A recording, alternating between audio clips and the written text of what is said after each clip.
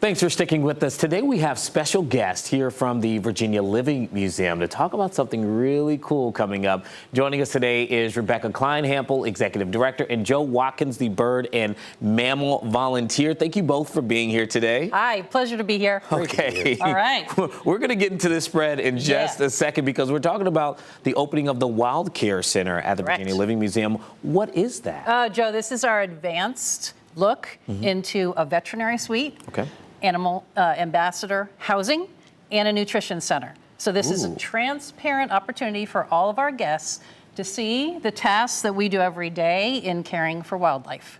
And Joe is one of our 639 annual volunteers that help the museum operate on a daily basis. That is amazing. Okay, something else that I think is really amazing is this spread. Okay, I don't know if we can zoom in and look at this. Oh yeah, please do. Please tell us what we have here. And obviously, this is not for a meal for you and I. This is for the animals. What do we have? So what we have here is a representation of what we would feed Luna, who's one of our striped skunks.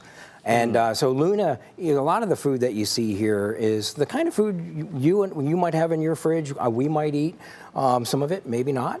You know, sweet potatoes and apples and cut up apples, carrots, and some broccoli. Let's move this out the way so people can see this right so, there. So, there you go. Of course, in the wild, a skunk will eat small rodents, like a field mouse, for example. So we do have rodents as part of the diet. We also have mealworms as part of the diet. You might want to lean that in, or if I could tell. Great protein there. Those are alive. Oh, they are alive right now. Some escaped in the car on the way over. They can travel fast. On the way home. Okay. It's not my car, so it's okay. Well, here's the question. How do you know what animals need to eat? You know, talking about nutrition for them, how do you know what's good for them? Their natural habitat, number one, because these are wildlife in our area, in our ecosystems. I think you've seen Luna there on the screen, and she's leucistic, and she would be foraging, like you see on the screen there, right, in her environment. Right. And if she is not in that environment, then right, it's supplemented. Of course, somebody might ask, you know, well, does she find apples? You know, does she find sweet potatoes if she's out in the wild? No, not really. But they're opportunistic feeders.